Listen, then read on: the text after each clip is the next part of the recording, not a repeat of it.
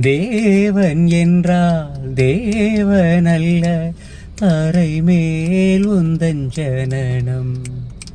ஜீவன் என்றால் ஜீவனல்ல, என்னை போல் இல்லை சலனம்.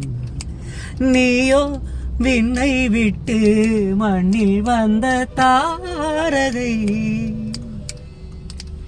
நானோ யாரும் வந்து தங்கிச் செல்லும் மாளிகை. ஏன் தான் பிறந்தாயோ, இங்கே வளர்ந்தாயோ, காற்றினே சேற்றின் வாடை கொள்ள வேண்டும். உன்னை நான் அறிவே, என்னை அன்றி யார் அறிவார்? கண்ணில் நீர் வழிந்தால் என்னை அன்றி யார் துடைப்பார்?